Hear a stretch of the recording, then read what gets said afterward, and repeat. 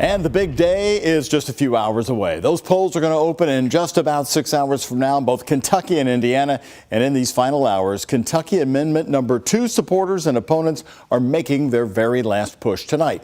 Hello, everybody, and thank you for staying up just a little bit late with us tonight. I'm Doug Proffitt. WHAS11 Night Team's Alex Dederer and photojournalist Elijah McKenzie are hearing from both sides tonight on Amendment 2 as they make their final pleas to you, the voter.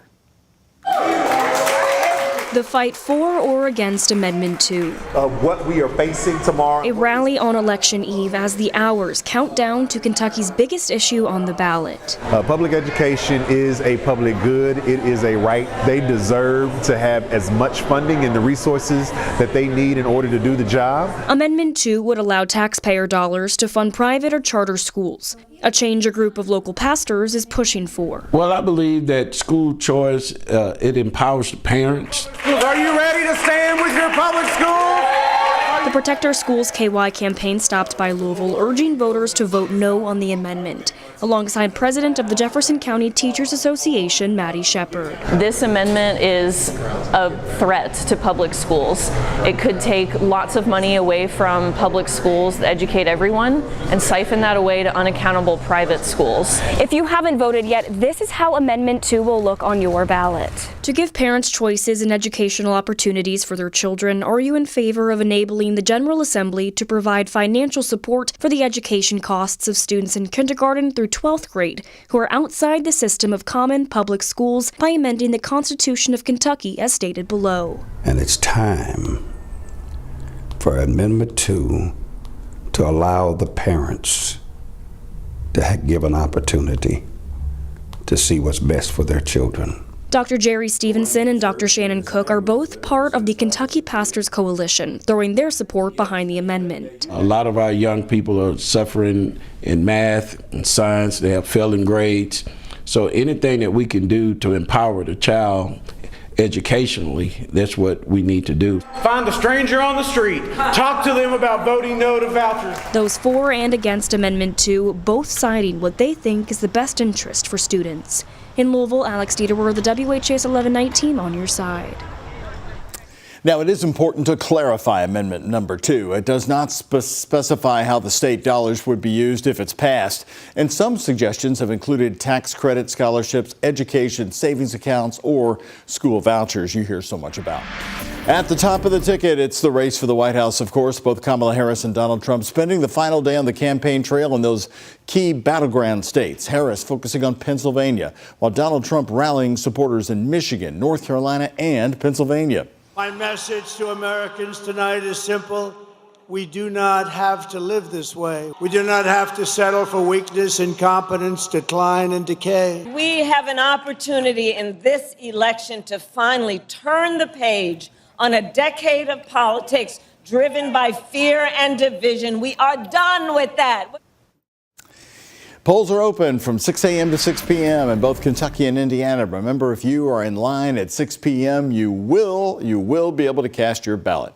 For a breakdown of what you can and cannot do at the polls and what you can and cannot bring and how to find your polling place, check out our election guide. It's posted at WHAS11.com. First results on your screen tomorrow night on WHAS 11 News at 6. At 7, we have special streaming coverage on WHAS 11 Plus at our YouTube channel. And then right here at 11, a special election night WHAS 11 Night Team with coverage of Indiana and Kentucky, plus insight from the best political analysts on the air. Republican Iris Wilbur Glick and Democrat David Tandy will be joining us here live. New tonight, Louisville musicians are pushing for changes to the city's noise ordinance as council members are talking about amending the noise ordinance. Tonight, Councilmember Ben Reno Weber holding a listening session to get input from people who live in the Highlands. WHAS 11 Night Team's Clarice Shaley is sharing the changes that they'd like to see. It's noise, much louder than this, that's up for concern in the Highlands. The problem has been the vagueness of the ordinance. Is how do we get that balance? The two main topics, as Councilmember Ben Reno Weber listens to residents, business owners, and musicians express their concerns with the noise ordinance. We're really just trying to listen and understand the different perspectives of the people involved. There has to be a way that we can come to an agreement that makes sense. The strict zero-tolerance noise ordinance is causing problems in the bar and live music scene of the Highlands. Musicians, including ourselves, have been booking shows elsewhere: Indiana, Lexington, Bardstown. We're taking it somewhere else because no one's booking anymore because everyone's afraid of this. Hospitality Association in Louisville calling for a compromise to this problem before it's too late. The majority of our investment in the city is based around tourism. And if we're going to cut out music and we're going to behoove bars from conducting business as usual, we're going to kill that industry. Solutions tossed around include changing the time curfew on bands to 10 p.m. on weekdays and 11 on weekends, changing the distance in which the sound can be heard from its current 50 feet restriction, proving difficult for the historic streets. 30 feet in back of this 120-year-old building is someone who has someone asleep who has to get up at 6 o'clock in the morning and go to work, or they hit a kid. As the conversation continues on the best delicate balance to the noise in the Highlands. I would love some thoughts around what that might look like.